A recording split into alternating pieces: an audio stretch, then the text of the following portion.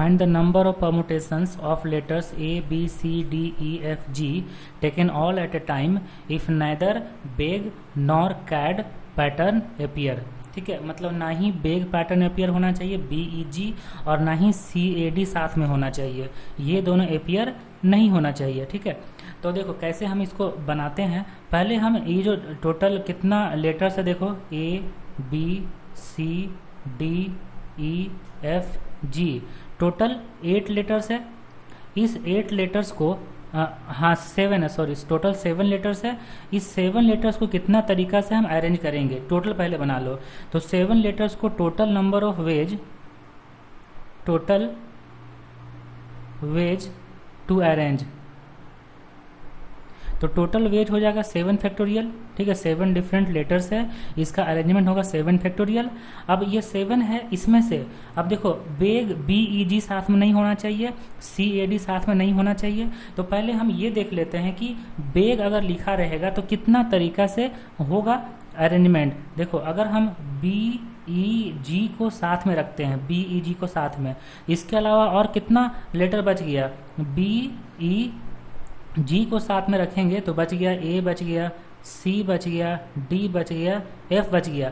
तो इसका अरेंजमेंट, इसका वेज हो जाएगा, इसका वेज कितना होगा, जब BEG साथ में होना चाहिए, तो BEG साथ में होना चाहिए तो एक तो ये सिंगल यूनिट हो गया, 1 2 3 4 5, मतलब BEG जहां भी जाएगा वो एक सिंगल यूनिट रहेगा और उसका अंदर में कोई अरेंजमेंट नहीं होगा एक ही तरीके से, तो एक सिंगल यूनिट हो गया और बाकी इसके अलावा 4, तो टोटल वेज हो गया 5 फैक्टोरियल। ठीक है, टोटल वेज हो गया 5 फैक्टोरियल। अब हम ऐसा केस बनाते हैं जिसमें CAD साथ में होना चाहिए। देखो CAD साथ में होना चाहिए, इसको बना लें सिंगल यूनिट। इसके अलावा क्या क्या बचा, CAD जब हो गया तो हो गया BEFG, ये बच गया। अब CED जब साथ में है तो इसका टोटल नंबर ऑफ वेज कितना हो जाएगा, इसका वेज हो जाएगा जब हम CAD को साथ में रख लिए तो एक सिंगल यूनिट बन गया, 1 2 3 4 5, इसका वेज हो जाएगा 5 फैक्टोरियल। अब हम ये बनाते हैं कि जब दोनों साथ में हो, क्योंकि ऐसा केस तो आ ही सकता है जब BEG साथ में होगा और CAD भी साथ में होगा। देखो बनाते हैं, BEG एक साथ में होगा, अब उसके बाद CAD साथ में होगा, उसका क्या बच गया, एक F बच गया अकेला। ठीक है, तो देखो ये इसका टोटल नंबर ऑफ वेज कितना हो जाएगा, इसका नंबर ऑफ वेज हो जाएगा एक सिंगल यूनिट BEG और CAD एक सिंगल यूनिट, और उसके बाद जो F है, F सिंगल अलग, तो टोटल 1 2 3 हो गया। अब इस तीनों का अरेंजमेंट करेंगे तो कितना हो जाएगा, 3 फैक्टोरियल। 3 फैक्टोरियल तरीके से तीनों को अरेंज कर दिए। अब देखो ये जो तीनों केस आया है, जब BAG का अरेंज करेंगे तो 5 फैक्टोरियल, जब CAD साथ में होगा तो 5 फैक्टोरियल। तो ये दोनों में जैसे BEG ले रहे तो उसमें CAD आ ही जाता होगा, अगर CAD ले रहे तो उसमें BEG तो आ ही सकता है। इसीलिए ये दोनों का सम करेंगे, ये माइनस करेंगे, ये दोनों का सम करेंगे, ये माइनस करेंगे, तो ये किसका नंबर ऑफ वेज आ जाएगा, तो ये हम लिख सकते हैं number of veg in which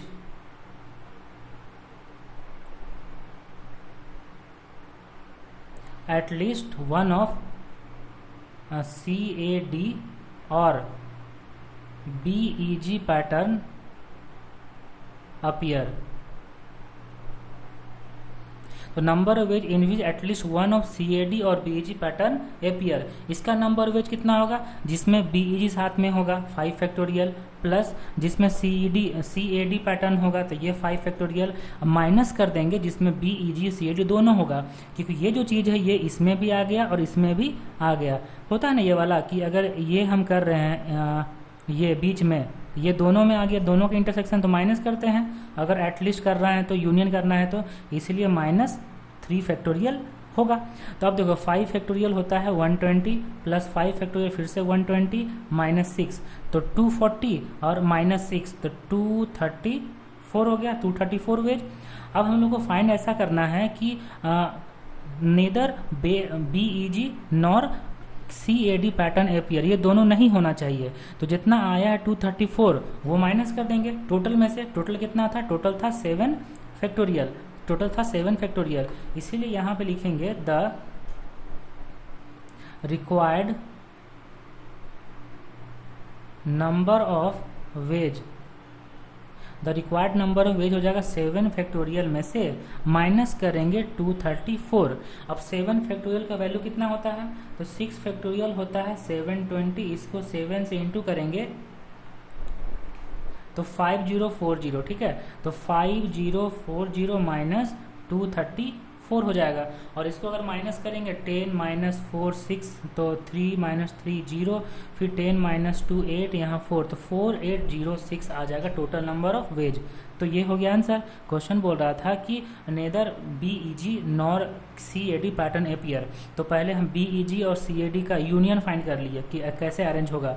वो टोटल आ गया 234 और टोटल था 7 फैक्टोरियल, उसमें से माइनस कर दिया। ओके।